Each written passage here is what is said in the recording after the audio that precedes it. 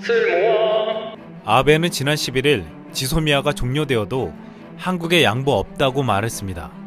그러면서 한국이 일본 기업에 자산 매각을 실행하는 일은 없을 것으로 생각한다고 말했습니다. 그렇게 아베가 자산을 지켜주려고 하는 기업은 전범기업 미쓰비시입니다. 우리나라 강제징용자 5명에 대한 배상을 거부하고 있는 미쓰비시는 아베와 큰 연관이 있습니다.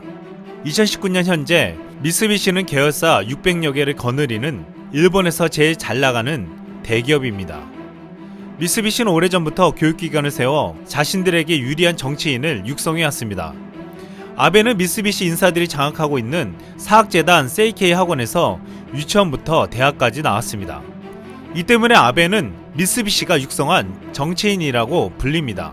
아베의 형 히로노부는 미쓰비시 상사 패키징 사장이고, 형 히로노부의 아들이자 아베의 조카 히로토도 미쓰비시 상사에서 일하고 있습니다. 이 미쓰비시는 아베 정권의 군사 물자를 제공해 큰 이익을 챙기며 일본의 군국주의 회귀를 도와주고 있습니다. 아베는 2014년 무기 수출 3원칙을 폐지해 일본 군수업체에 채워진 족쇄를 풀어주었습니다.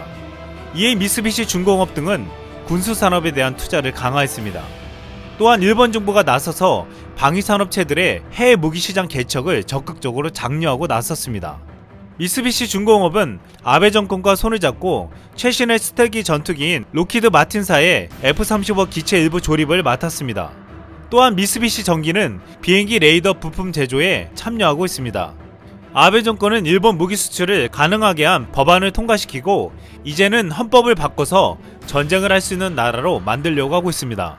야당이 적극 반대하고 있지만 아베는 최근 벌어지고 있는 북한의 미사일 위협을 활용하고 있고, 최근엔 한국에 대한 경제 도발로 혐한을 조장하며 이 또한 이용하고 있습니다.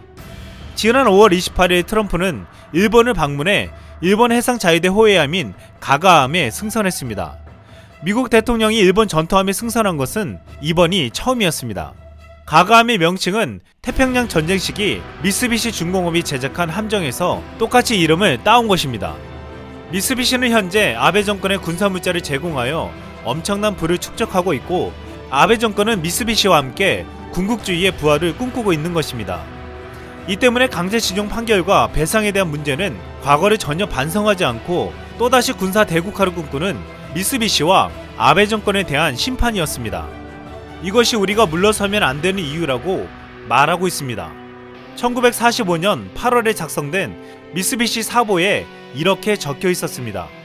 34만 7,974명의 노동자가 일하고 있으며 반도인 징용자는 1만 2,913명이었다. 아베 정부는 징용공이 아니고 조선에서 자발적으로 온 노동자라고 주장하고 있지만 당시 사보에는 조선인 징용 사실이 버젓이 적혀 있었습니다. 이상 쓸멍이었습니다.